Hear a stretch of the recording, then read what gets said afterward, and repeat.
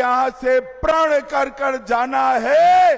10 की 10 सीटें नरेंद्र मोदी की झोली में डालना है, नरेंद्र मोदी की झोली। भाइयों बहनों, मिथिला की बेटी, मिथिला का सम्मान मैथिली ठाकुर को हमने यहां से चुनाव लड़ने के लिए चिन्हित किया है। मैथिली जी जैसे ही खड़ी रही, ढेर सारे लोगों ने इनके खिलाफ, ये महाठगबंधन ने इनके खिलाफ कई प्रचार का अपप्रचार किया है। मगर मैं आज यहां से लालू जी की पार्टी को कहकर जाता हूं, मैथिली ठाकुर जीतेगी और पूरे देश और दुनिया में मिथिला का सम्मान बनकर अपनी आवाज बनेगी। भाइयों बहनों, हमने मिथिला के सम्मान के लिए ढेर सारी चीजें की है। मैं एक एक कर कर पूछूंगा किसने किया। ये सब मोदी जी ने किया है। आप बताएंगे मोदी जी ने किया? जरा जोर से बोलो, बताएंगे? तो मुझे बताओ, मैथिली भाषा को 8वीं अनुसूची में किसने रखा? अरे जोर से बोलो, किसने रखा?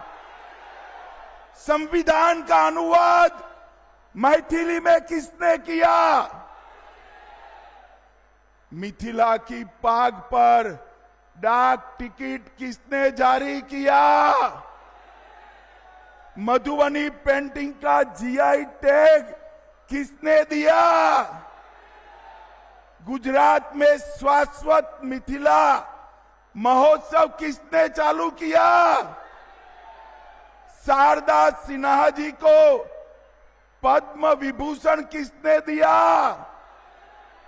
मखाना बोर्ड की स्थापना किसने की?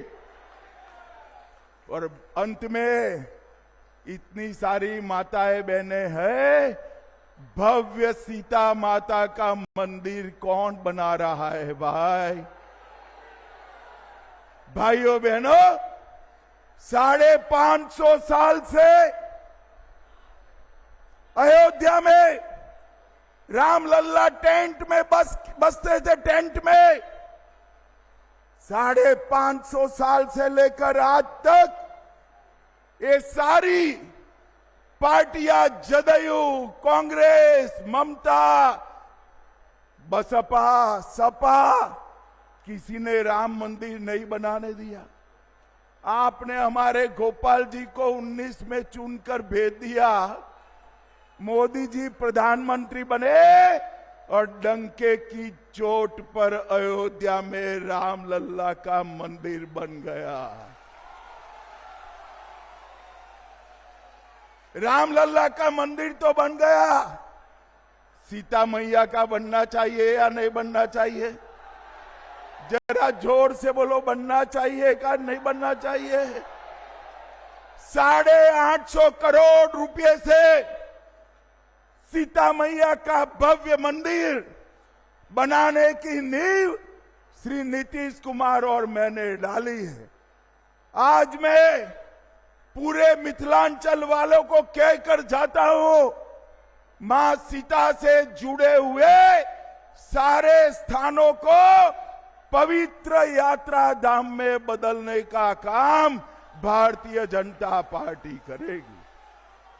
जहां पर मां सीता और राम का प्रथम मिलन हुआ, जहां पर मां सीता का जन्म हुआ, जहां पर सीता माता का अंतिम निवास हुआ, वो वही सभी स्थानों को बड़े बड़े मंदिरों के साथ जोड़कर पूरे सीता माता की स्मृति को हम राम सर्किट में जोड़ेंगे, रामायण सर्किट में जोड़ेंगे।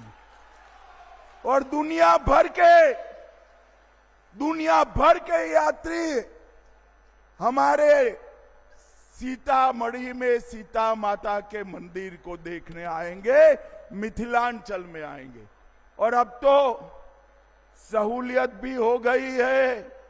एक गोपाल जी कब का पीछे पड़ा था, इनके आग्रह से मोदी जी ने यहां दरभंगा एयरपोर्ट भी बना दिया है। दरभंगा एयरपोर्ट भी।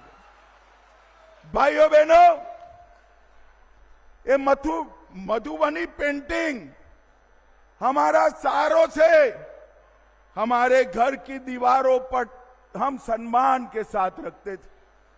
मोदी जी ने अर्जेंटीना की उपराष्ट्रपति और दक्षिण कोरिया के राष्ट्रपति को मधुबनी पेंटिंग देकर वहां के यहाँ की दीवार की जगह वहां के दरबार में भी लगाने का काम किया है।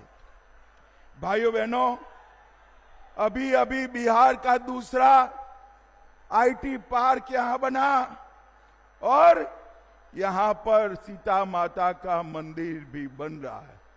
भाइयों बहनों, आप सभी बताओ मुझे जरा, ये कश्मीर जो है हमारा है या नहीं है? क्यों भाई, आवाज को क्या हो गया? भाषण तो मैं दे रहा हूं। ये कश्मीर हमारा है या नहीं है? धारा 370 जानी चाहिए थी या नहीं जानी चाहिए थी? भाइयों बहनों, एक कांग्रेस पार्टी है लालू एंड कंपनी धारा 370 को 70 साल से बचाकर बैठी थी। मोदी जी ने धारा 370 को 5 अगस्त 2019 को हमेशा के लिए समाप्त कर दिया। और भाइयों बहनों, इतना ही नहीं, एक जमाना था जब आतंकवादी भारत की भूमि को लहूलुहान कर चले जाते थे, कोई जवाब नहीं मिलता।